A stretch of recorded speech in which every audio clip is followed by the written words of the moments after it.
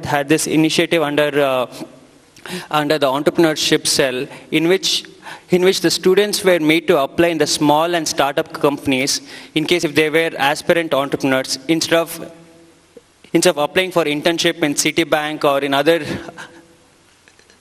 Fortune 500 companies. And I was very happy with this initiative of IIM-Ahmedabad, in which we were able to select 6 interns in a small company like ours without any stipend. And it was the best part, because my company wouldn't be able to afford extremely very high amount stipend and all first class air tickets and other provisions. And like I was very happy with this initiative, in which the aspirant entrepreneurs of the elite institutions were made to apply in small companies, in which, in case if they would like to have an exposure in HR, finance, operations, and even technical aspects. Because an aspirant entrepreneur would, according to me, entrepreneurship is not about starting a company and afterwards you sit in an AC office.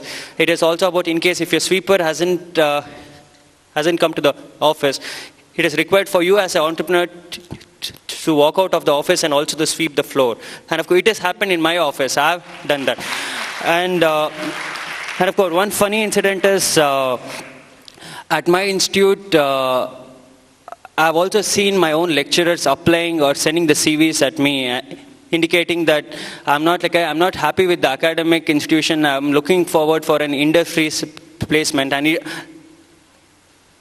I would like to forward you my CV at your address, and actually you could ask your HR officials to look into it. And of course, it is very unusual when your own lecturer starts applying at your industry, and you cannot accept or you cannot reject such a scene. So, and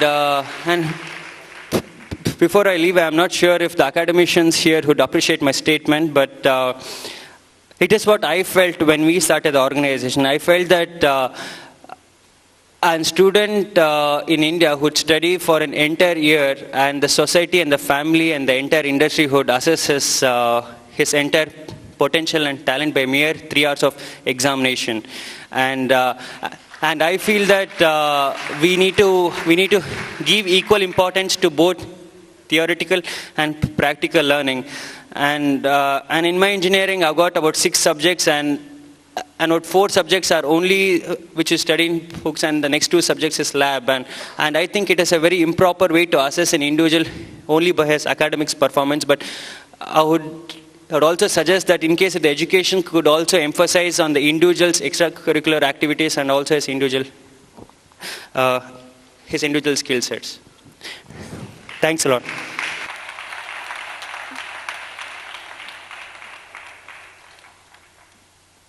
Since he has to leave, let's give him a big hand. Thanks for participating. Thank you.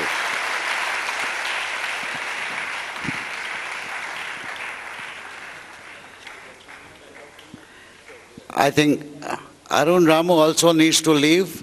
So let's have at least one question for Arun. Though I'm pretty reluctant to do that. Huh? Sorry? Though I'm pretty reluctant to leave my college, sir. I know, I can understand. But Arun, would you like to say, he mentioned, the problem about teaching faculty. How do you get visionaries like Jawahar? And how do you produce 20 CEOs in 10 years rather than thousands of engineers, some of whom are not employable. So that has been his issue that he had raised. Any questions specifically that you would like to ask him? Well, I was slightly alarmed by the suggestion that all of these students should become CEOs, because I wondered, where are the CTOs going to come from? Well, I do take your point.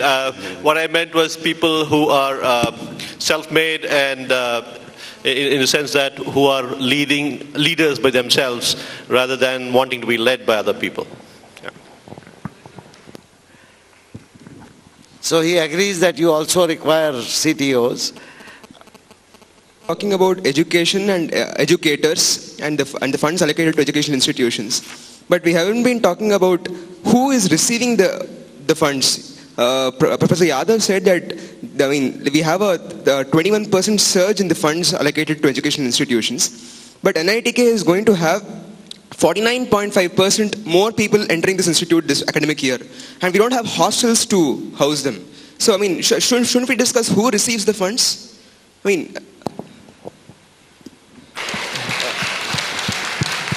See, the government makes some decisions and then releases the funds. Many times the funds do not arrive in time, as Professor Yadav pointed out. But then in NITK, hostels are being built and a lot of groundwork has been done and it is going on, and I guess that we will not have a problem of space. Let me also advise you that the increase in the numbers is not going to happen immediately this year. The increase is actually broken into 3 years. So it will happen in the first year to some extent. All these institutions are going through, okay, I must leave. So thank you, Arun. Let's give him a big hand. Thank you for coming here again. And keep coming here again. I'm here in December again. And don't forget the annual check to the Alumni Association. So thank you.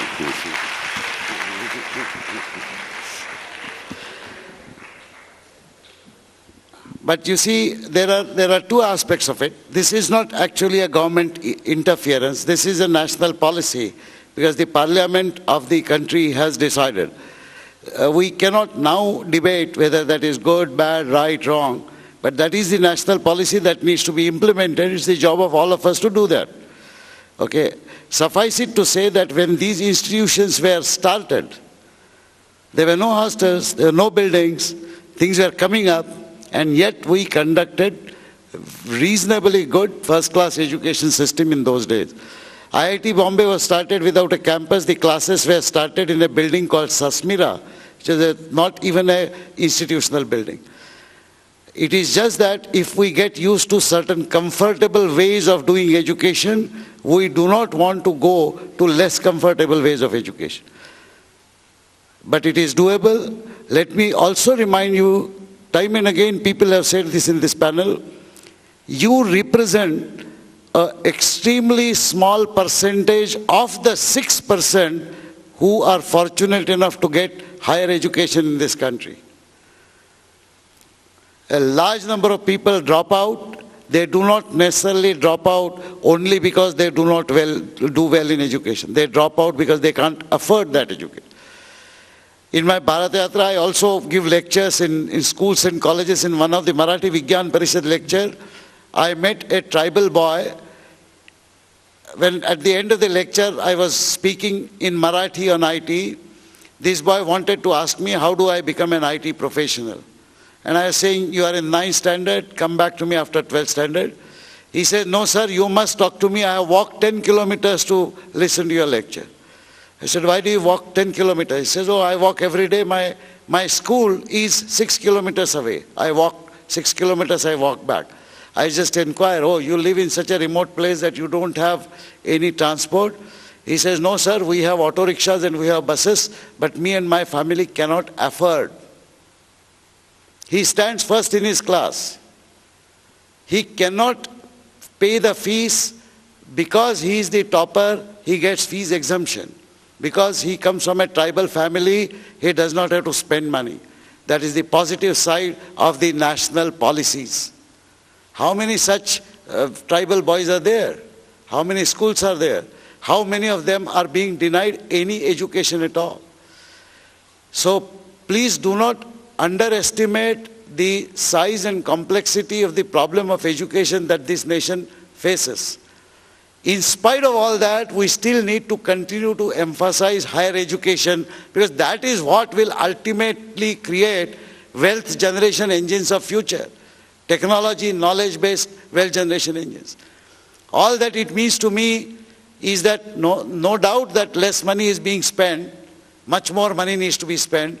6% is an atrocious percentage to be spent on education, which we are not doing. We are doing just 4%. We should be spending 12% of GDP on education, so that appropriate funding is given on the higher education. But what it means to me is that it is our joint responsibility, yours as students, ours as teachers, others as educational administrators, to ensure that every paisa that is spent on higher education, every paisa is spent absolutely maximally meaningfully. If that does not